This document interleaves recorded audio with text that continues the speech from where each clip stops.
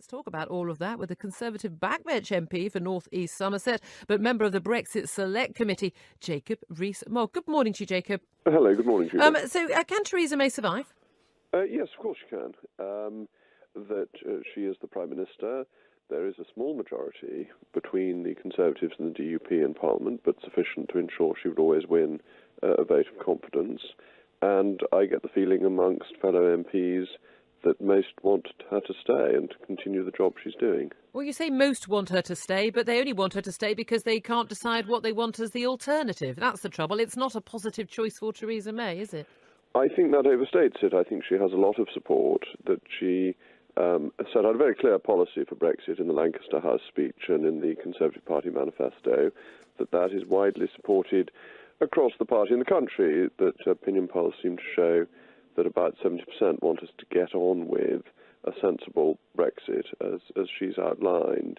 And that provides some enthusiasm for her leadership. Well, you say a sensible Brexit that she's outlined. Her Lancaster House speech, yes, it all made sense. Everyone was united behind that. Florence speech, she had leading Remainers like Amber Rudd and Philip Hammond, the Chancellor, sitting in the front of the audience along with Boris Johnson and David Davis when she gave the speech in Florence about her policy. And yet it seems that every time she speaks about what her policy is, about 5 minutes later, someone like Philip Hammond, the Chancellor, a keen Remain supporter, not just then but now, it seems as well, comes out and says something a little bit different. He's been talking about how we have to have a sort of a compromise with the EU. Exactly how much more can we compromise and still have meaningful Brexit?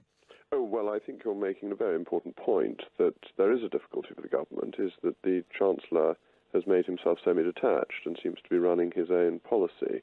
And that's problematic. Historically, whenever the Chancellor and the Prime Minister aren't in agreement, that makes life difficult for governments, as happened with Tony Blair and Gordon Brown and happened with, towards the end of their relationship, Margaret Thatcher and Nigel Lawson. This is not good for the government and is problematic for both the Prime Minister and the Chancellor. It's rather more problematic for the Prime Minister when she doesn't feel strong enough to sack him. If you say we've got a Chancellor who is semi-detached, running his own policy, absolutely opposed to the official government policy and the policy of the Prime Minister, he should be sacked. Well, it's not for me to say that. It is. You're a backbencher. No, the Constitutional Convention is that the Prime Minister... All right, if you were the Prime Minister, Jacob Rees Mogg, would you have a member of your cabinet publicly undermining your major policy on the major issue affecting the country on a daily basis and let him stay in his job? As so often, these judgments are not as easy inside as they seem from outside, that the Prime Minister has to keep the party and the country together in the Brexit process. There are strong views on both sides. There are some people who remain very upset about the vote to leave. Philip Hammond, to some extent, represents that Remainer opinion. And so, from the outside, it's very easy to say, you should do this or you should do that. But from the inside, the Prime Minister has to recognise that she needs a coalition of support, and I imagine that is why Mr Hammond is remaining where he is. We're in Lyndon Johnson territory. He needs to be inside the tent, shall we say, spitting out rather than outside the tent, spitting in, to paraphrase? I've just been listening to the Robert Caro biography of Lyndon Johnson on audiobooks. It is absolutely fascinating. We digress. Of all the political figures you could mention, he's most extraordinary and complex figure. And do you think he would put up with someone in his cabinet who disagree with his policy publicly every other day? I haven't got to that stage of the biography, so all right, then. Informed later in the year. Are you, as someone who's a staunch Brexiteer, a Eurosceptic long before it was fashionable, Jacob Rees Mogg, are you confident we are going to get a Brexit that is meaningful as opposed to Brexit in name only, as many appearing say we're going to get now? Well, I'm obviously concerned about Brexit in name only. Brino, as it's been called by Bernard Jenkins, coined the phrase. I am concerned about that. I'm concerned about the suggestion we remain in a customs union and with high regulatory alignment to the single market, because that means we don't get the benefits of leaving and that we become a rule taker and that we can't achieve the benefit of cheaper food, clothing and footwear, which will particularly benefit the poorest in our society. So I am concerned about that and the noises that have been coming leaked out of the government over the last week or so. I'm concerned about the transition plans because they make us a rule taker for 2 years with no say in it, proposing maybe continuing free movement of people, which was something that concerned voters in June of 2016. And something which the Prime Minister, your leader of your party, said would stop at the end of March 2019.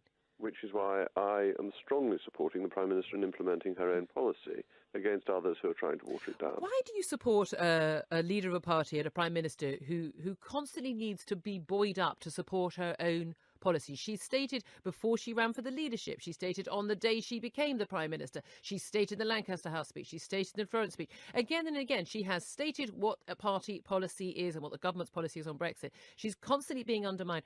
Is it that she just doesn't believe in her own policy?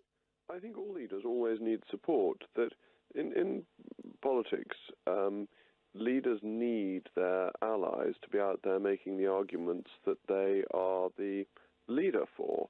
Otherwise, the other side of the argument makes all the running. And so people like me, other members of the European Research Group, other conservative backbenchers who are committed to government policy, can't just sit on our hands quietly and do nothing. We have to help the government make its case and support it in the policy that the Prime Minister outlined. And this is perfectly normal. This always happens. You say it always happens. Does it always happen that Ladbrokes has you, Jacob Rees-Mogg, at 5-1 to be the next Prime Minister? That's the same odds it's giving to Jeremy Corbyn, the leader of Her Majesty's official opposition. Well, I wouldn't put money on either of us. I think both of those are very unlikely propositions. Can I ask you also, on a much lighter note, we've been talking about IKEA all morning after the death of the founder of IKEA at the age of 91. Everyone's been tweeting, and we've got so many tweets to get through from people with their IKEA nightmares. I've got to ask this question. Jacob Rees-Mogg, have you ever been to IKEA? I have never been to IKEA, no. Do you have any intention of ever going? I have no ambitions in that direction. In that direction? But in other directions? But certainly not to go to IKEA, no. Everything I've heard makes it sound enormously difficult, and then when you get something you have to try and put it together, and that isn't an area in which my skills lie. I have to say, I can see a hit TV series. Jacob Rees-Mogg puts together IKEA furniture at home. I mean, I'm sorry, but I'm going to pitch that to an agent later on today. There's no question at all. Jacob Rees-Mogg, thank you very much. Thank you very much for joining us, Conservative MP for North East Somerset. Sits, of course, on the Brexit Select Committee.